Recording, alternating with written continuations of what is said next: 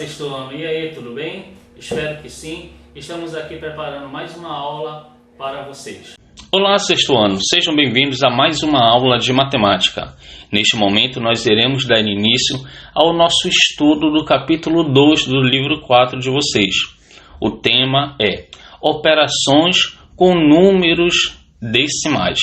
Em especial nós iremos ver aqui multiplicação, potenciação e divisão.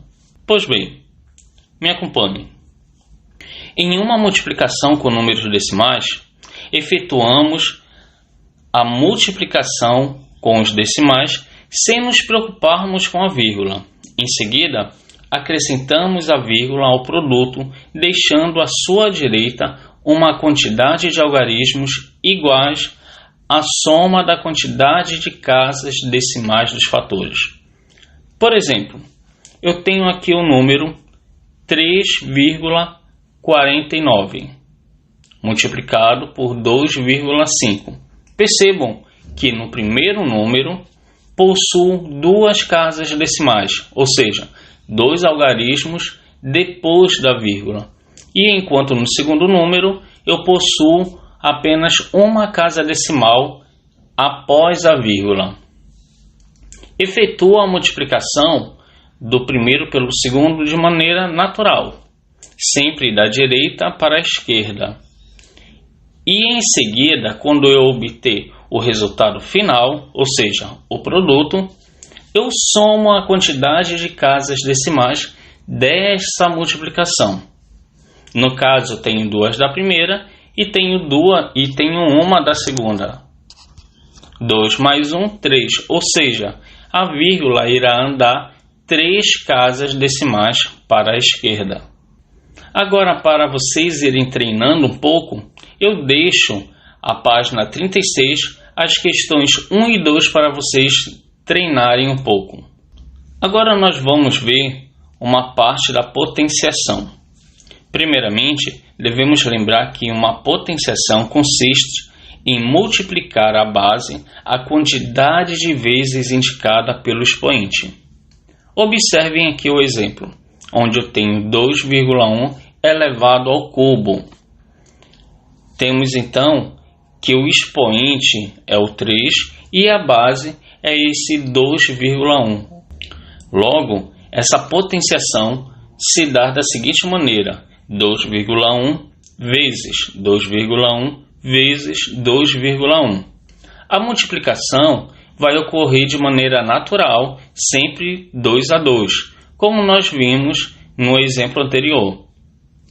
E não se esqueçam de fazer a transposição da vírgula. Agora, façam as questões 1, 2, 3 e 4 da página 51 do livro de vocês. Agora vamos tratar da divisão com decimais. Iremos ver aqui 3 casos distintos. O primeiro deles é o decimal com natural. Aqui, para dividirmos o número decimal por um natural, acrescentamos ao divisor tantos zeros quantas forem as casas decimais do dividendo. Em seguida, retiramos a vírgula do dividendo e efetuamos a divisão entre dois números naturais. Observem o exemplo. Eu tenho aqui 3,4 dividido por 2. Essa vírgula não pode ficar aí. Eu preciso retirá-la. Mas eu não posso tirá-la de uma maneira sem igualar as casas decimais. Então eu observo que há apenas uma casa decimal. Então, no 2 eu vou acrescentar apenas um número 0. E agora sim eu posso retirar essa vírgula.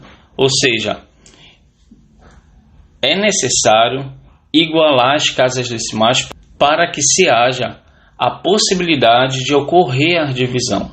Agora vamos tratar da divisão sendo invertida, já o natural sendo dividido pelo decimal. Para dividirmos um número natural por um decimal, acrescentamos ao dividendo tantos zeros quantas forem as casas decimais do divisor. Em seguida, retiramos a vírgula do divisor e efetuamos a divisão entre dois números naturais. Ou seja, o mesmo processo que foi feito no exemplo anterior será feito aqui. É necessário observarmos quantas casas decimais têm os números para poder igualar. Agora vamos tratar aqui da divisão de um número decimal por um outro decimal. Para que haja a possibilidade dessa divisão, é necessário igualar a quantidade de casas decimais para que seja possível suprimir a vírgula. Logo em seguida, se resolve a operação. Observem que eu tenho 2,5 dividido por 0,05. Ou seja, no primeiro número eu possuo uma casa decimal e no segundo número eu possuo duas casas decimais. Como nos exemplos anteriores, é necessário que a quantidade de casas decimais entre os números envolvidos sejam a mesma. Para que isso ocorra, basta acrescentar o zero à quantidade que falta.